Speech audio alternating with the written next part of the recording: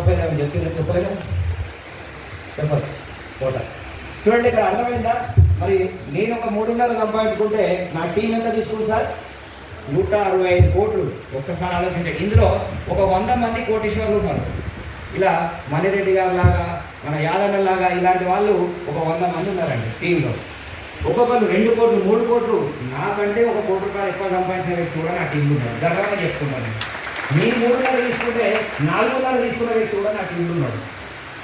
ఎవరి government జాబుని, government traffic constable జాబుని ఎడకాలతో గణేషుడు వద్దు నాకు ఈ జాబ్ అని చెప్పి 30 సంవత్సరాల దాకా 30 లక్షలు సంపాదించుకున్న జాబ్ నాకు వద్దు, నేను 1 సంవత్సరంలో 30 లక్షలు సంపాదించి చూపిస్తా అని చెప్పి అలా 4.5 కోట్లు జస్ట్ 3 సంవత్సరాలు సంపాదించి చూపించాడు. దీంట్లో ఎంత దమ్ముందో ఆలోచించండి. అద్భుతమైన అవకాశం. 4.5 కోట్లు తీసుకున్నాడు, నేను 3.5 తీసుకుంటే ఎందుకు మరి?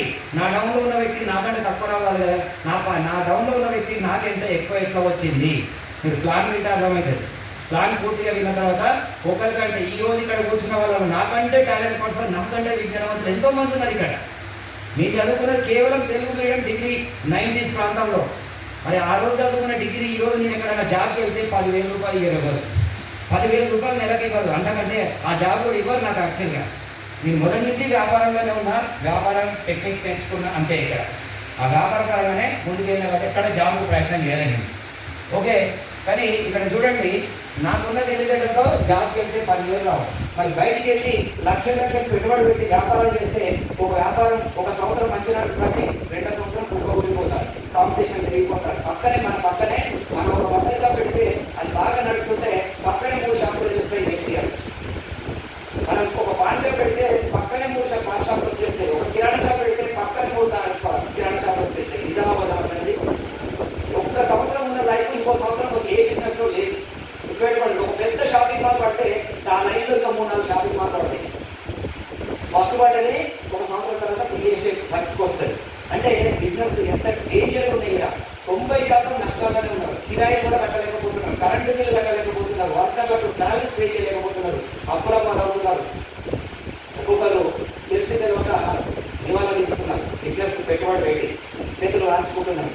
అయినా ఇక్కడ ఎటువంటి పెట్టుబడి లేదండి. 1 రూపాయి లేకుండా కోటీశ్వరుడు అయ్యే మార్గం చూపిస్తుంది. కోట్లు కంపెనీ పెట్టేసింది, ఆల్రెడీ ఇన్వెస్ట్ చేసింది, ప్రొడక్ట్ తయారు చేసింది. జస్ట్ మనం ప్రమోట్ చేస్తే మనం కోటీశ్వరుడు చేస్తుంది.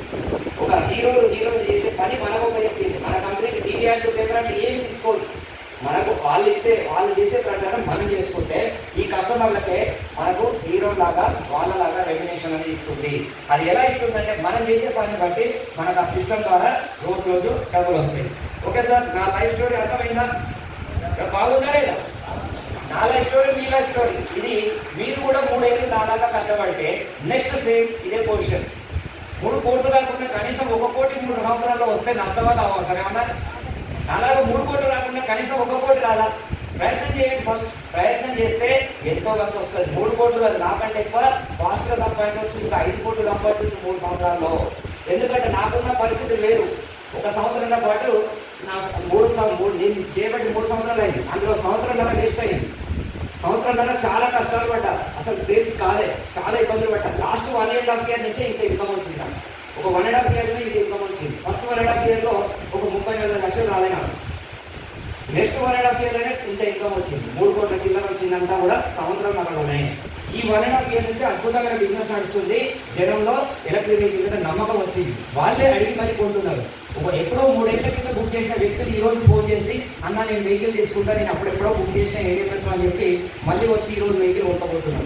అయినా కూడా వాళ్ళ 15,000 మనం తెచ్చిస్తున్నాం. కాబట్టి ఒక్కసారి ఆలోచించండి.